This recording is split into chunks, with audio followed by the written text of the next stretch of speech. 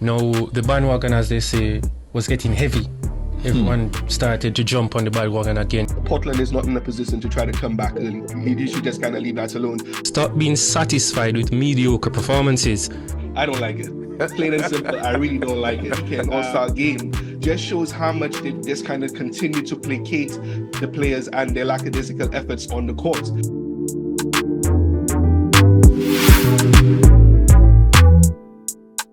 You really sparked my interest, and I'm sure that of many others. Alistair Albert, thank you very much. Hello and welcome to a new episode of Baseline to Baseline with Alistair and Orain. I am, of course, Alistair Albert, and our co-host, Orain Buchanan, here with me live on episode 14. We continue to move along into the season, getting into the nitty-gritty of everything. You know, the season is getting to its serious point. And so are we. We're getting just as serious, as things kind of move along and everything. And, for the viewers who are watching, yes, I've changed location. My lovely banner is not at the back. I kind of feel a little bit underdressed, with all of the books. I should be like a political analyst with my spectacles on and everything. But, we're talking basketball, same zip code, but different location, talking to you about basketball as usual, everything that has happened this week. Coming off the All-Star break, we had a lovely discussion from the trade deadline review. We had a really good talk about the All-Star break, the All-Star game, coming into the All-Star game, what we thought about the intensity.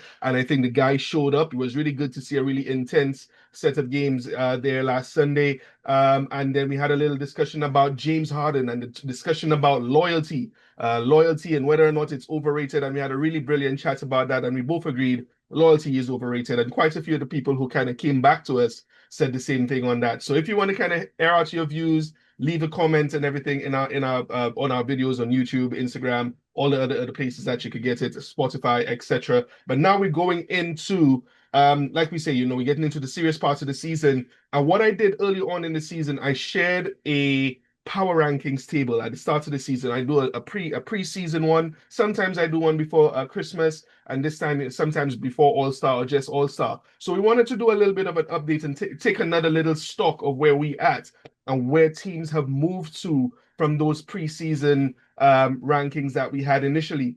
And I think it's clear to see that whoever had predictions at the start of the season, pre-season, their expectations or what they thought is wildly changed. And from this preseason, from this updated power rankings, we will see exactly the same thing, where we have quite a lot of change in what has happened in the NBA season so far. So what I'm going to do, I'm just going to share screen here for a little bit, if we can, to just kind of pick up. Orain, can you see? Hopefully the viewers will be able to see as well from this, but I know I sent it to you, so in case you can't see fully, at least everyone will be able to see on screen as well. But yeah, we have these power rankings, and I think the first thing we're going to really talk about is what I want to say immediately is on the power rankings. Whenever I do them, what I try to do is focus at the point in time that the snapshot is being taken. This is what power rankings are. A snapshot in time or where we think teams are and everything. And as it says at the top here, it's focusing on team strength, structure, current health, very important, and momentum. It's not just a win-loss record only, because you have some teams who have better records or worse records, and they're up or down based on this. But looking at the list, we have our rankings on the left-hand side of the tables, our teams where they've fallen, where they've been, and the arrows that indicate where they have risen or fallen from the preseason to now.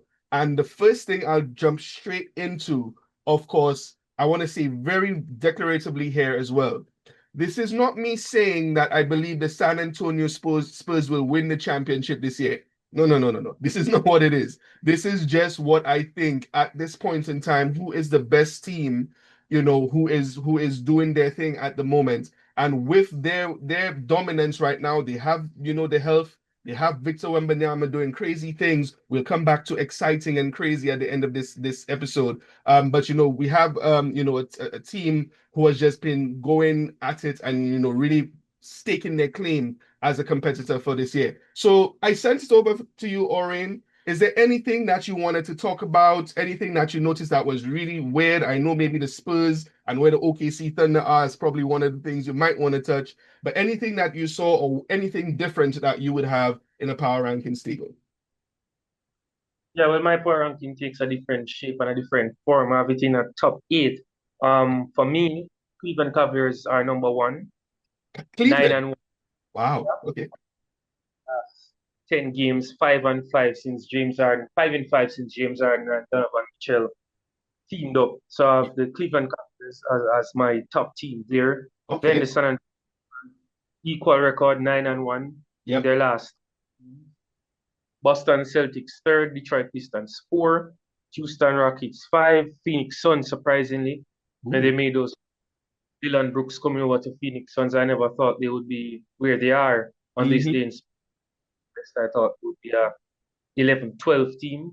They have them 6th, then the Toronto Raptors and the Minnesota Timberwolves rounding out my top 8 in power rankings.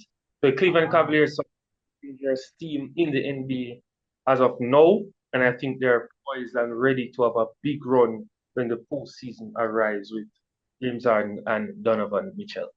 Yeah, and we're right. We had a really good conversation about that after this loyalty conversation, and we spoke about, or I think it was before that, just after the trade deadline, when we did our trade deadline review, we were like, yeah, the Cavs, everybody need to watch out for them. After that trade, getting James Harden, what he will do for that offense and, open up the floor for the bigs in Evan Mobley and Jarrett Allen. Having them at the top, that surprised me. I was like, oh wow, the Cavs.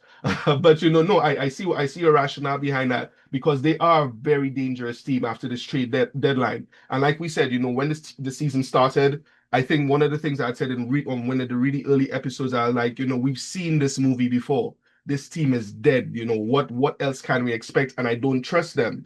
But adding James Harden just brings this wrinkle that it's an unknown, but we know that this 24 point per game scorer who could give out 11 assists, shoot 5 to 9 threes a game, if he makes up his mind, and plays aggressively, he could really open up, or heighten the ceiling for the Cavs. So I totally get you. So you have the Spurs 2nd, Boston in 3rd. All right, Jalen Brown doing his thing. Detroit 4th, Rockets.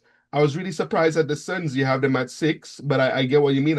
Is that any recency bias if the double overtime win with Jalen Green hitting that 3-pointer in the corner? Did that have anything to do with this as well?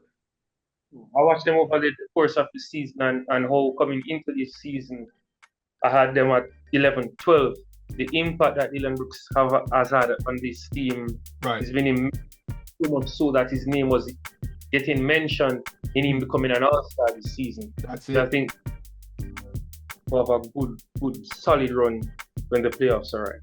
We advocated for him quite a bit to be an all-star, and I think we're both still disappointed that didn't happen. But just to update on Dylan Brooks, he sustained a broken left hand and would be sidelined indefinitely for the Suns.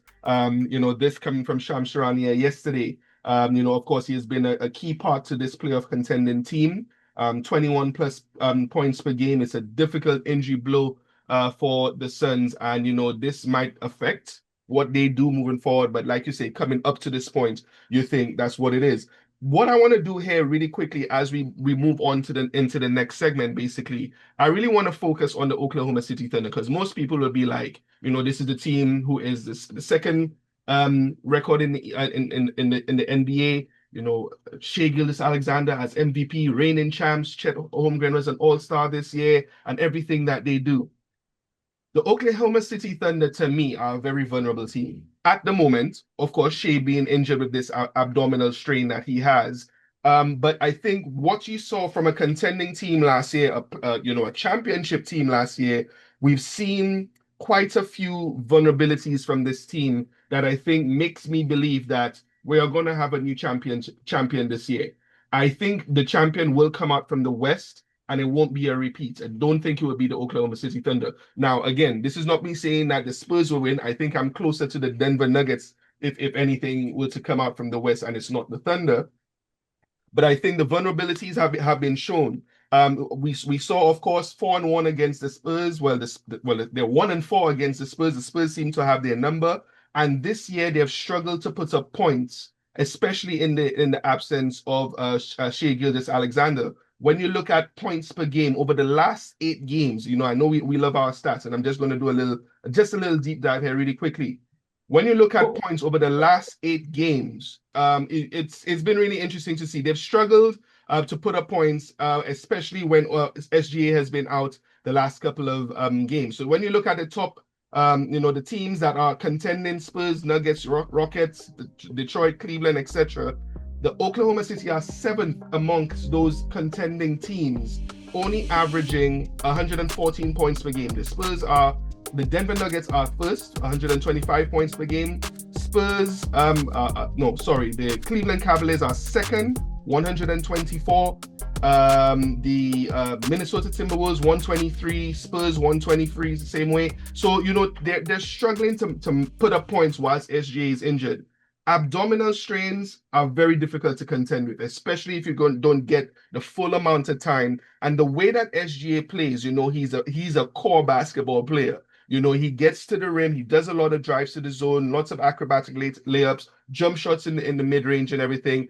I think this could be a lingering injury that could potentially affect him physically and what he's able to do on the court. Now, he will play, he will be a warrior and be out there. But I think, there's quite a few things where we have to watch out health-wise from him that could affect them. And of course, that affects their momentum. Right now, I think, the last 10 games, they're not really too great. And when you think about the last few things I'm going to mention here, when you think about what they were last year to this year, they're worse in 3-point shooting, worse in 2-point shooting, field goal percentage and everything, and even worse in free throws. So when you look at what they were from free-pointers made last year, they've gone from 6th to 14th. Their percentage has gone from 6 to 12. Their 2-point shooting, same thing, 2-point attempts, 10th in the league to 17th. And free throw attempts, which is really important because everyone says, SGA flops a lot. He gets quite a lot of free throws and everything. They've gone from 15th in the league last year to 26th, 4th last, or 4th worst in the NBA in terms of free throw attempts in the league. Now, to me, that's a very damning situation for the Thunder, especially, in them being able to generate points. Like I said, total rebounds, they've dropped from 11th to 15th, assists 12th to 19th. There are quite a few categories that they have dropped in that lead me to believe that, they're not as sharp as they were last year. Teams have started to figure them out. And it's like we've seen with the Spurs and what they've been able to do. And I think they'll have a harder ride. They might get to the Western Conference Finals, but I just don't know if they'll be able to make the finals this year with Shai being injured. This is going to be a really hard part of the season and everything. What do you think about that? Do you think that the Thunder could repeat this year, or do you see them struggling a little more because the teams are getting better? Houston, you know what Houston could do. You know what Denver could do. What do you think about Thunder this year in terms of that? You made a very good point there in terms of availability. We know when the postseason comes around, availability is the key ingredient towards success in the NBA Finals. I think the teams that stays healthiest, should be very do something very special. I think the Denver Nuggets will be there. Houston Rockets will also be there. And a team you can't point out that's really surprising are the San Antonio Spurs. Yeah, man. The Spurs, because when I was looking at their roster, I think it was the first or second episode that we were doing when the Spurs name came up. I said to you that the regular season, they would be good throughout the regular season. But I'm not sure how deep when the postseason arrives. I think I might have to, because now we have passed the All-Star break. San Antonio second in the West, looking really good. And Victor, the alien, is doing alien-like things. I mean, if Victor can, if he No, can that's it. stay Yeah, healthy right. and Mhm. drag along these guys, I think the Spurs might shock some people. And I mean, I'm not sure how far they can go in the Yep. playoffs, but I think they might disturb your favorite team. And I Mm-hmm. think OKC Thunder, as you said, they're primed, they're ready. But SJ, their leader, when you take away a leader, who is the next man up in this? They have very good players, but when the postseason comes around, you need your star player to elevate to that status that takes them along.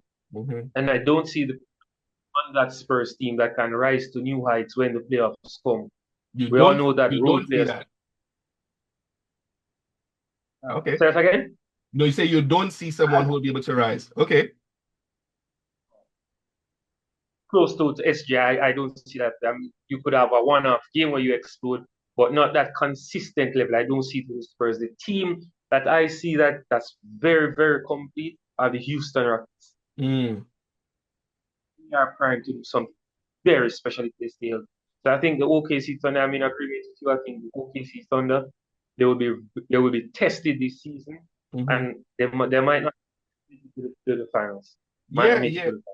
Yeah, I see that, and that's kind of what I see, and I think most people, we've come to this, this reliance on just knowing that the Thunder will be there, and today, what I should point out is as well today, Happy Independence Day to Saint Lucia, 47th year of independence for our country.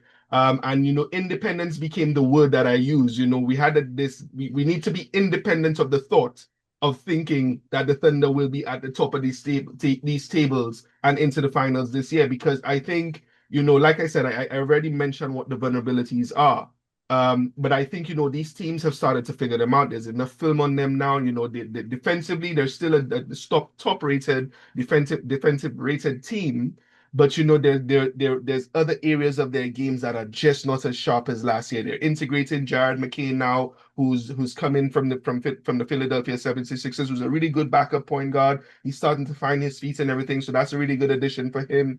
But for them. But I think it's the Houston Rockets. We saw at the start of the season what Ime Udoka could do with guys who are like 6'11", and above. They still have this whole point guard issue, but I will not put anything past Kevin Durant in being able to drag that team and the talent that they have around them, the defensive capabilities and everything. So that's my assessment. This is the power rankings for where we at. Or where I think we are at in this point of the season. Quite a lot of teams have kind of jumped and gone on. The largest jumps, I'll just say to just close up this segment. The Spurs jumping from the 15th spot up to number one, where I have them.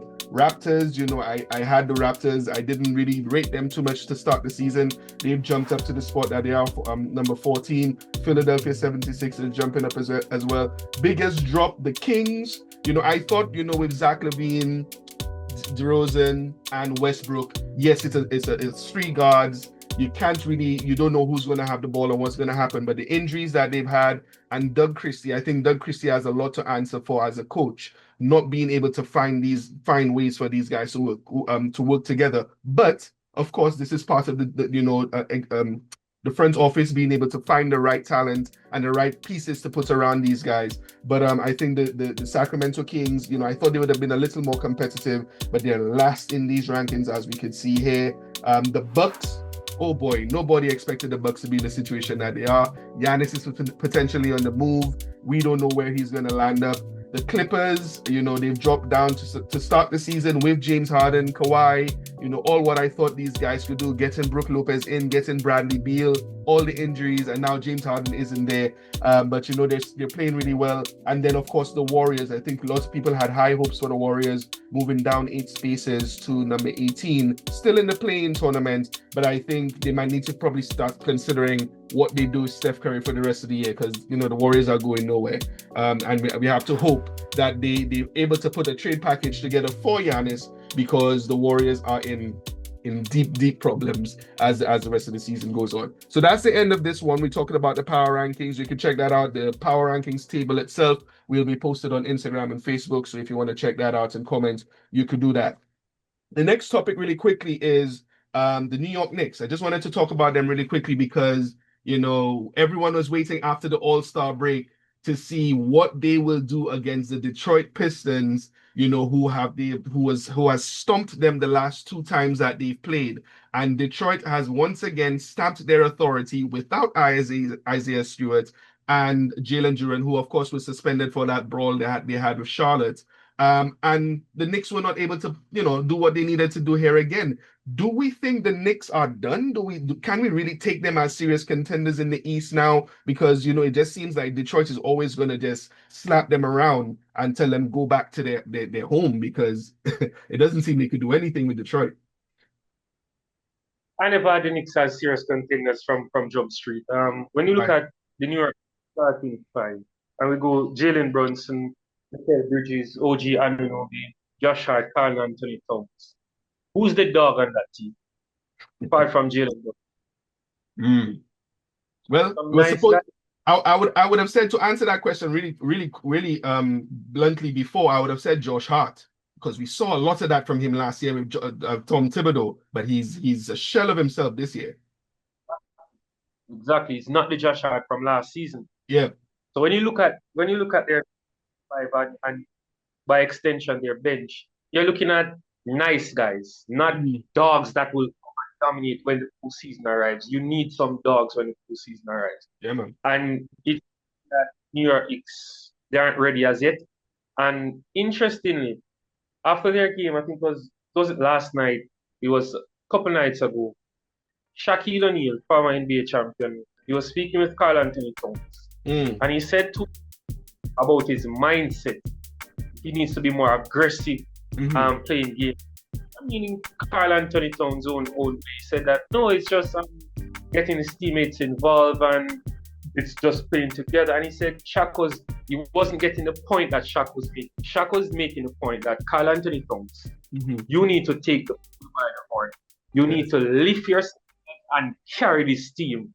You're supposed to be the man of this team, and he wasn't getting it. And during that interview, I was watching it, I was like, that tells me everything that I need to know about. Yep. Not yet grasp the mindset that he needs to be more dominant. He's too friendly. It's like Dwight Howard after he left Orlando Magic. Nice, friendly, and joking around. Like, that is not going to get you anywhere. Mark you, not everyone will be a Kobe Bryant Mamba mentality. Not everyone will be a Dennis Rodman, a Draymond Green, a Michael Jordan, a Isaiah Thomas. You have Kevin Garnett. You have silent killers like Nikola Jokic. Yeah. Silent killers like Tim Duncan. Not the talkative, but they're the stat show on the floor. Tim Duncan is probably the greatest power forward there's ever been in the league. But because of, it somewhat gets overshadowed. But Karl-Anthony Towns, he plays too nice of a ball game for my liking. And it's not going to get you any. The word that constantly uses is a finesse player. Yeah. You need dogs to win NBA championship. Every NBA championship team have that one or two player. Their star player have that mindset, and that's why I have so much respect for Anthony Edwards. We'll get into the face of the league discussion, but Anthony Edwards, he has everything there needs to be to become that dominant player. The only thing that I think he needs, and it has nothing to do with him on the court, Anthony Edwards just needs to just polish off a little bit how he speaks to the media. And I know it's his personality. You're not going to get him out of that. It's his personality, but you polish it a little bit, and then you will become what the NBA is looking for. But he has every single thing. Anthony Edwards, that guy, he has everything you need to have to be at the face of the league. And Karl-Anthony Towns is not that kind of player. Jalen Brunson is doing what he can to make this team, but I think that 1-2 punch that New York Knicks needs, it's not there. It's not there. No, I absolutely agree. And Karl-Anthony Towns, he's been one of these guys. This term, I don't know who coined it or where it first came from, but every time I think about him, this term always comes to mind. Fake tough guy. One of these guys that like to play like they tough. They're on the court and they be screaming after they dunk and whatever it is. But it's like, nah, you can't have him in the foxhole if you want to expect him to kind of hold somebody back or throw a punch or whatever it is. I don't see Cat as that guy. And like you say, you need dogs. You need dogs. You're playing against the Detroit Pistons. We see what Isaiah Stewart is. He will come from the bench to come and put you in your place. You need players who could counteract that. And you have Jalen Duren. He's not much of a talker, but those don't walk up to him, as we saw, with Moussa Diabate, what he did with him in Charlotte. And Paul Reed, even Paul Reed coming off the bench, is a really, a strong, intense player as well. Cade Cunningham, don't mind the light-skinned boy, the boy plays tough. That's another tough guy who's leading that team. So, I think, the New York Knicks, I don't know if they've lost their edge. It's, coming from Tom Thibodeau, maybe they were like, harder training sessions and, the stakes were on the line because, if you don't perform, the next training session is going to be really hard from Tibbs. I don't know what it is, but, Mike Brown these guys seem to have lost their edge. Whatever edge that they have last year is gotten worse now. Josh Hart was like a dynamo, these triple doubles almost every night, all over the place. We just don't see that from him. I loved the pickups of Jose Alvarado and Jeremy Sohan to their team. I thought that, scrappy players, 6 fouls that, allow them to get some toughness. These guys are kind of starting to figure their way into the team. Jose Alvarado has already become a fan favorite, stealing the ball and doing all the things that he does, as we saw from the New Orleans Pelicans. And we'll see what happens moving forward. But I think, in the final analysis of this and, us moving on from this topic as well, the Knicks, their margin of error is very slim right now. We have just about 30-something games left in the season or whatever it is. They can't afford to not be as sharp as they need to be, as edgy as they need to be. They need to find the intestinal fortitude to push through, because there will be disappointments in New York. And Stephen A. Smith always says it all the time. If they cannot, crash out this window and get to the finals this year, it might probably be another 20-something years before they ever get this close again. And if they, they need any sort of motivation, this is it, because the window is closing, margin for error is getting really, really small. So the Knicks, they're not done yet, because a lot of the things with the playoffs is sometimes you just need luck.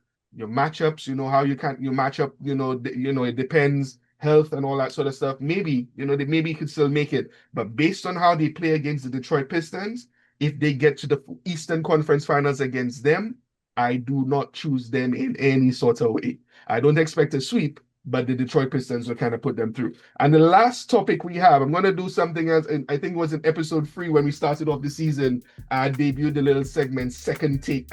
And I want to bring Second Take back because on Friday, listening to the episode from Thursday on First Take, Kendrick Perkins put out a list of who he thought were faces of the most, it wasn't the most exciting, he said. I think it was the most, box office players in the NBA. And he had his list, which was really interesting. He had, in reverse order, he had number 5, KD, number 4, Anthony Edwards, Wemby at 3, Steph Curry at number 2, and LeBron at number 1. The 1 and 2 of LeBron and Steph, you could see there was this career respect that he was granting them. And in terms of being entertaining and everything, they're still faces of the league as elder statesmen and everything for all what they have done. And people still come to see them, buy out and sell out arenas to come and see them play. But are they the most exciting players? We wanted to put our little spin on it. We wanted to give our top 5 who we think are the most exciting players in this league today. And maybe I'll just start. I'll give you my 5 straight away. My 5 were Wembanyama at number 1, Anthony Edwards at number 2, Kevin Durant, I have him there still at number 3, Steph, I have him there at number 4, and number 5 was tough for me. We're speaking most exciting players you want to see, what they're going to do, if they're going to, do crazy stuff, stats-wise, performance-wise, or whatever it is. I had number 5 as Jokic, but I was flirting between him and Cooper Flagg. And the honorable mentions that I had were like Ja Morant, Zion, LaMelo, Cade Cunningham himself, Giannis, LeBron, Kawhi, and Brunson for the clutch gene that he has. Now, these are honorable mentions. I know I'm kind of cheating adding all these guys in. But Wemby, Ant, KD, Steph, and Jokic, I'll put Jokic in, and then Cooper Flag. Go to your list. You tell me your 5, and then we'll continue the conversation from there. That switch is a flip with yours. I have Anthony Edwards. This guy, as I explained earlier, Ant-Man, he's poised to become the face of the league. Victor Wembanyama, Jalen Brown, 3. LeBron, 4. And Kevin Durant tied for 5th. Those players that people, spectators, are willing to pay their hard-earned bucks to come out and see. Yeah? Giannis, you could throw Giannis' name in that as well. The only reason why I Ja Morant is because 12 is injured. Yeah. Healthy 12 is probably 1B. So Anthony Edwards would be 1A. 12 would be 1B. Yep. Let's not make it go around the bush with this. Ja Morant, when he's playing, is one of the most electrifying point guards. Absolutely. Absolutely. Anyway, you want to take. This guy has what it takes. And just needs to get himself together when he returns. But Anthony Edwards, man, 24 years old.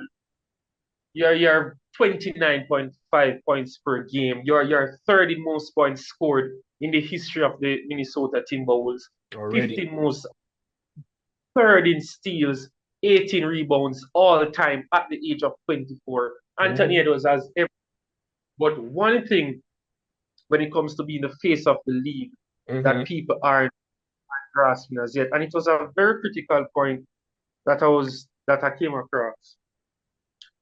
The previous faces of the league, you could go back to the days of Larry Bird, Irving Magic Johnson, Michael Jordan, and then most recently LeBron James. What all of those guys have in common, well, no, is that they're married, they have a good family structure around them. I never heard controversy around these guys.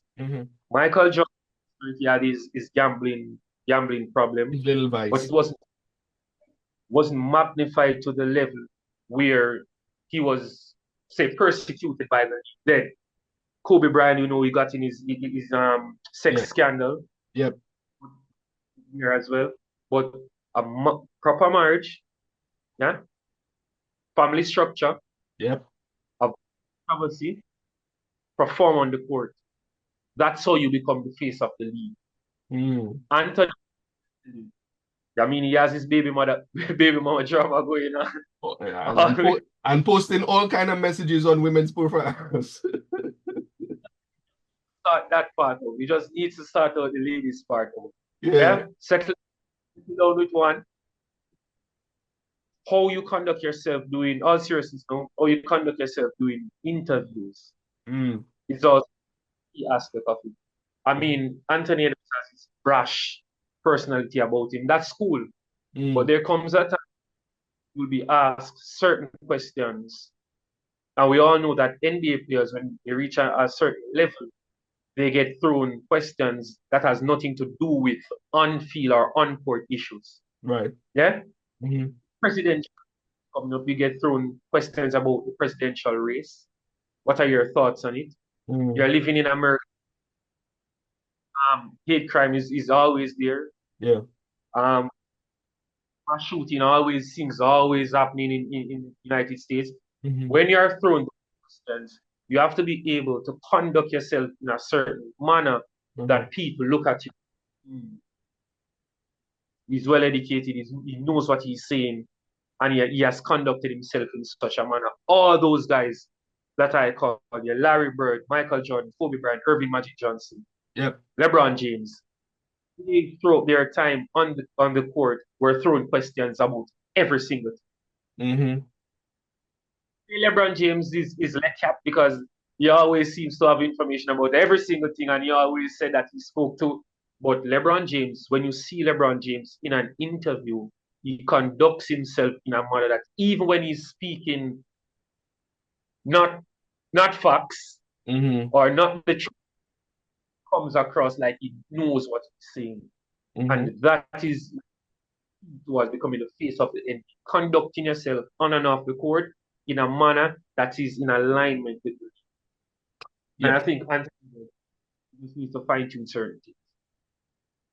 Yeah, all points well taken. Anthony Edwards, I think, coming from Atlanta, these guys are very prideful about being who they are and remaining who they are. Very, very similar to the guys from California as well. And New York for sure. And yeah, I see what you mean. There are times, he just wants his personality and his own version of charisma to exude, and come through the conversations that he has on the microphone and everything. But yeah, there are times that you'd expect him to be a little more serious, be able to, answer questions in a certain way, in a professional manner. I suppose maybe that's what you're alluding to in certain regards. And I think that's why initially he said he was not in on wanting to be the face of the league, because I think he thought that was not within his personality, and he thought, that's kind of taking him away from who he is and who he wants to be off the court and everything as well. If Victor Wembanyama wants to be it, fine. You guys have Wemby. You don't need me. I think he said that in one of the interviews that he had. And I think it's really interesting because these three terms, from being most exciting as one thing that we kind of just put out here, then we have box office, and then face of the league. I think these three things, there is overlap, but they're three very distinctive things. When I think face of the league, I think exactly of what you're saying, being able to be professional, who could be an ambassador for the league professionally, being able to talk and very, eloquently on many different things, whether it be league business or anything to do with political stuff happening in the country and everything. Someone who could speak confidently on any sort of issue. You want to see something? Yep. In 2000, there wasn't a player that was more popular than Allen Iverson. Yes. Allen Iverson was, you could call him the underground face of the league. Yes. Underground. Yeah, that's good. Allen Iverson was the player that let the NBA change certain rules. The thing about the dress code, Allen Iverson was that allowed, I want to say allowed, that made the NBA make certain changes then. Yeah. He was the player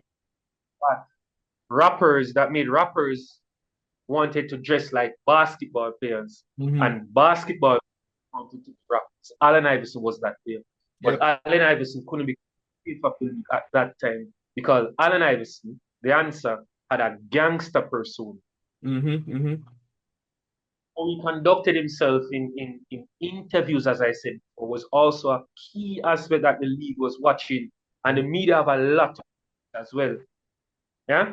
So when he was asked question, what practice? I don't need to go to practice. You can go in a game and I don't need to practice. You'll not become the face of that attitude like that because you have young players, and you don't want young players to think that it's okay to joke around, not take training serious, and you just make.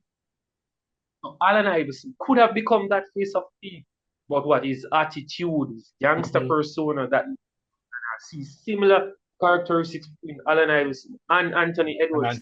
You could about his more of their attitude. I see a lot of their personality there.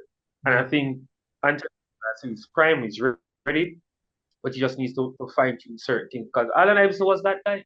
He was that guy, dominant and everything. He had everything. He had all the moves.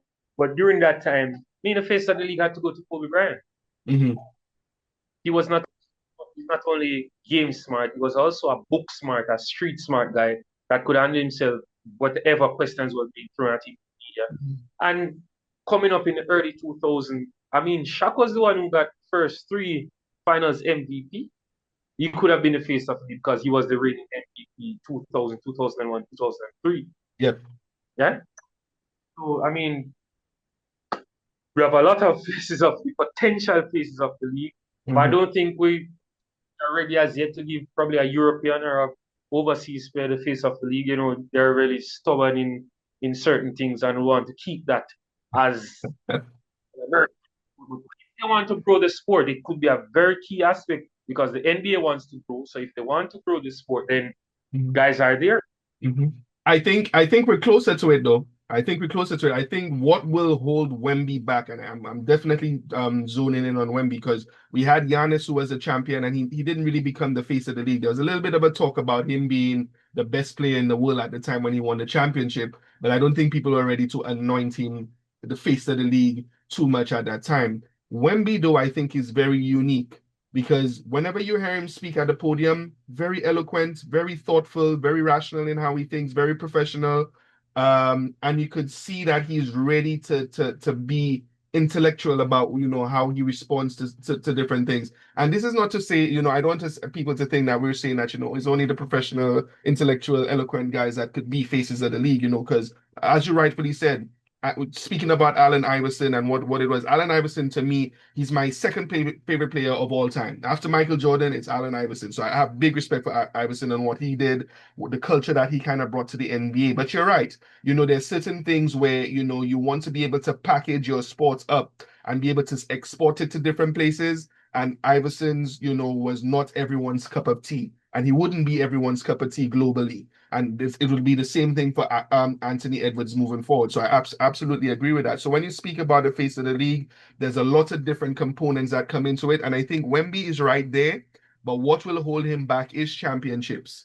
I think the face of the league, you have to be anointed that, you have to have championships. Kobe, Larry Bird, MJ, Magic Johnson, Hakeem Olajuwon for a little while, although he's very quiet, but he won his 2 championships. LeBron, we have these types of players that they won their championships and they stamped their careers on the league, and we are the men. We are that. Shai Gilgeous-Alexander had a dominant season last year, and no one considers him the face of the league as well. So that's another, aspect of it. There's something, there's some more flair that he misses, I suppose. And maybe although he carries himself really, flashy in terms of dress code, but he answers questions really well. I love hearing him speak, at press conferences. Very thoughtful in how he kind of responds to stuff. But there's something missing there with him, and I don't really get it. But I think, as you said, I think Wemby could be the face of the league, coming forward. But I think we're in this moment where we're transitioning out of LeBron and Steph. We have a collection of guys who are the faces. And I don't think that should be anything, wrong with that. We have quite a few guys who are doing really good, and we have a collection of talent. But coming back to the box office face of the league thing, I think we handle the face of the league part of it.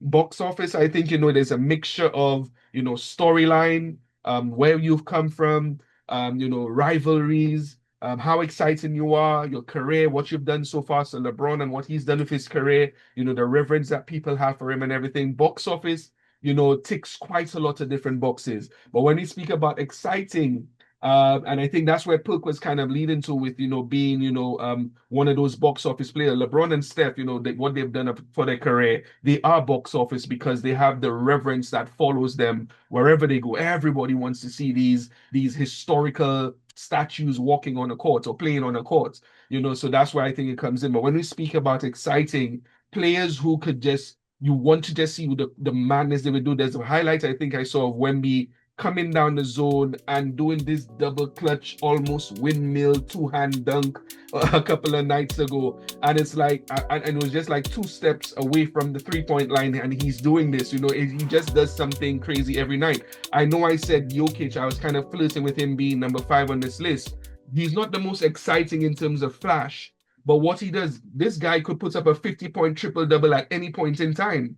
And that's exciting because, what he does, the dominance that he comes with, to me is exciting. Ant-Man, we don't even need to talk about that. Steph Curry could shoot the ball from anywhere. KD is considered one of the most, the best scorers that the league has ever seen.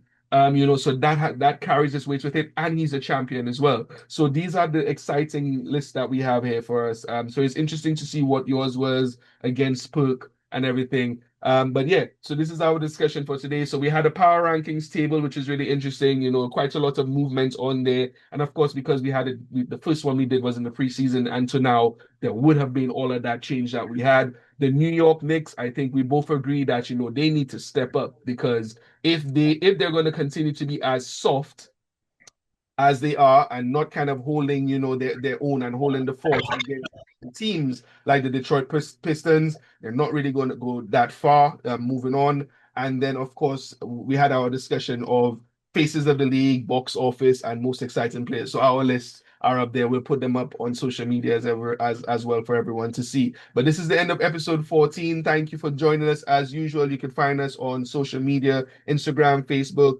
Twitter, on Apple Podcasts, Spotify, YouTube, for audio listeners or audio only, Spotify and Apple Podcasts. But of course, to follow everything visually with all of the B-roll and all this reviews, you want to see it on YouTube, and Spotify has a visual element as well, so you could check that out. But thank you, Oren. Thank you for visiting again on another lovely Sunday recording. Episode 14 coming to an end. And yeah, the season gets more exciting coming on. Let's see what happens, what these teams have in store for us. And let's see, will the Spurs continue as a number one team in the power rankings, or would OKC come back and reclaim it? Because I think this is what we want to see moving forward in the rest of the time. So bless up, take it easy. St. Lucia, enjoy the rest of your independence holiday. Enjoy the day, 47 years of independence from 1979. So many things has happened for this country, and we want to see, what comes on moving forward. So, signing off. See you later, Oren. Sure. Yeah.